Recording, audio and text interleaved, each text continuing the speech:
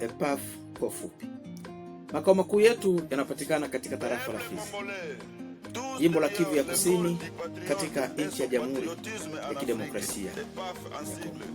Anayeendelea kukaribisha ni mwalimu wako ngeni Elelwa wa Inu, kiongozi mkuu wa shule.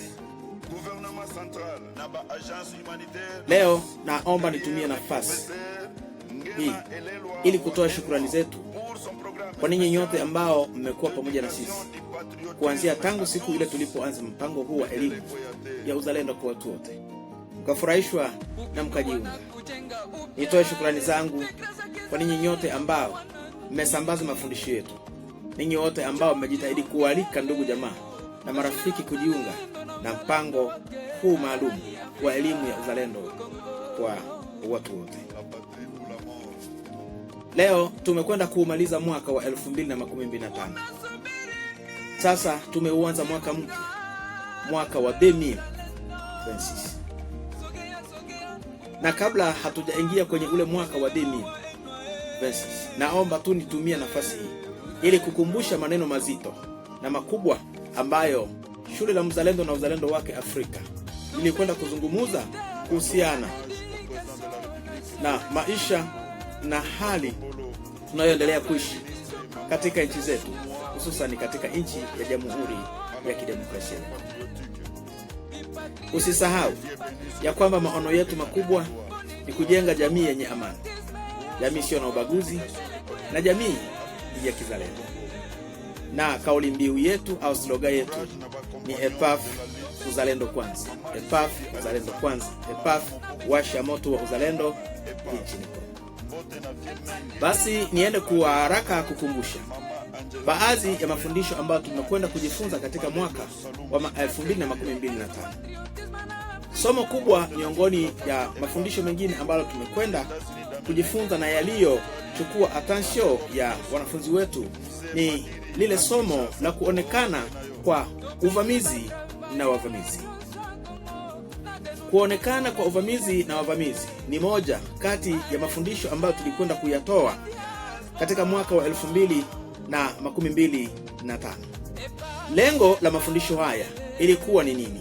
Lengo la mafundisho haya ilikuwa kuamsha fikra, kuamsha fahamu za raia wote au jamii yote ambayo imeonekana imevamiwa, imekaliwa kinyume na sheria na watu kutoka nje, na sasa wanaendelea kutafuta ni nini wanaweza wakafanya, ni njia gani wanaweza wakatumia ili kujiokoa na mateso ambayo wamewekwa ndani na wale wageni ambao wamekwenda kuwapokea. Na kwa ufafanuzi zaidi, ili kuelewesha vizuri somo hili, tulikwenda kuchukua mifano na hadithi ambazo zinapatikana katika kile kitabu kinachoitwa kitabu kitakatifu, kitabu cha Biblia. Na katika kitabu hiki tulikwenda kujifunza historia 4 kubwa. Tulikwenda kujifunza historia ya kuonekana kwa bustani la Edeni. Tulikwenda kujifunza historia la kuonekana kwa nchi ya Misri.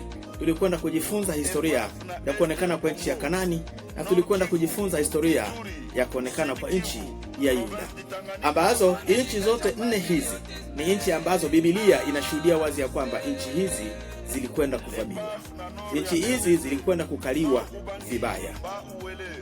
Basi wakati tunajifunza somo hili, lengo letu lilikuwa ni nini?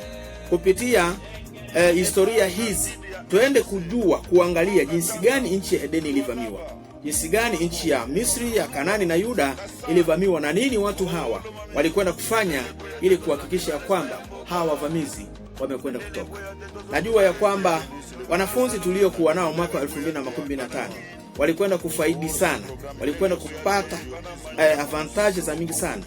Na mwaka ujao, mwaka wa 2026, naamini ya kwamba watakuwa mstari wa mbele kutumikisha mafundisho haya, kumetre en place, en pratique mafundisho haya ili kuweza kujikomboa katika familia zao, katika jamii zao, lakini pia kuikomboa nchi yao, ikiwemo na nchi ya Jamhuri ya Kidemokrasia ya Kongo.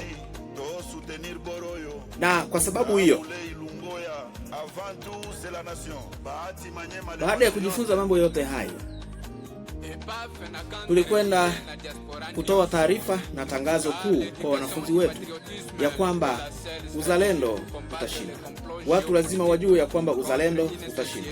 Kama vile uzalendo ulivyoshinda katika nchi ya Edeni, katika nchi ya Misri, nchi ya Kanani na nchi ya Yuda, kadhalika na katika nchi yako uzalendo utakwenda kushinda. Na katika nchi ya Jamhuri ya Kidemokrasia ya Kongo uzalendo utakwenda kushinda.